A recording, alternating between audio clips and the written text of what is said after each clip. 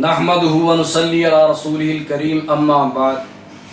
چند دن پہلے ایک جگہ پہ شان سیدنا صدیق اکبر پہ بیان کرتے ہوئے لا علمی اور جوش خطابت اور جذبات میں مجھ سے کچھ الفاظ نکل گئے جن پہ میں بہت شرمندہ بھی ہوں، مجھے بہت افسوس بھی ہوا، دکھ ہوا۔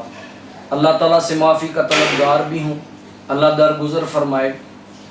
اور تمام اہل حدیث بھائیوں سے بھی جن کے جذبات کو ٹھیس پہنچی ہے، میں ان سے بھی معذرت خواہ ہوں۔ ہمارے لیے دعا کریں، اللہ تعالیٰ ہمیں اپنی اصلاح کی توفیق دے اور ایسی تمام چیزوں اور کاموں سے ہمیں محفوظ رکھے جو منہج کے خلاف ہیں۔ میرے جیسے لاکھوں منہج پہ قربان ہیں، ہمیں ایسی عزت اور شہرت نہیں چاہیے جو منہج کو بدنام کر کے ملے۔ عزت اور ذلت کا مالک اللہ ہے۔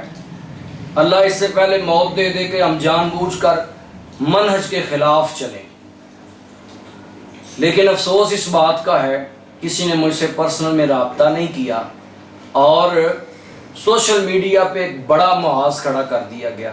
صرف شیخ عبد المنان راسخ حافظہ اللہ، محترم پیارے بھائی حافظ عمر فاروق شاکر حافظہ اللہ، مجھ سے انہوں نے صرف پرسنل میں رابطہ کیا۔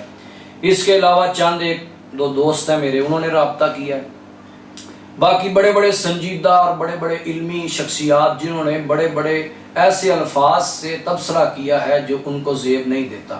حالانکہ اس سے پہلے ہمارے اسٹیج پہ بڑے بڑے خطباء نے انہی الفاظ کے ساتھ اس نعرے کو لگوایا ہے، لیکن میں اس کو بطور دلیل پیش نہیں کروں گا کیونکہ وہ منہج کے خلاف ہے۔ منہج پہلے، ہم بعد میں۔ اللہ تعالیٰ ہمیں استقامت دے منہج پر اور ایسی تمام چیزوں سے دور رکھے جو منہج کے خلاف ہیں، اور اللہ ہماری اس علمی خطا کو درگزر فرمائے۔ آپ سب بھائی بھی درگزر فرمائے، ہم آپ سے بھی معذرت خواہ ہیں۔ والسلام علیکم ورحمۃ اللہ وبرکاتہ۔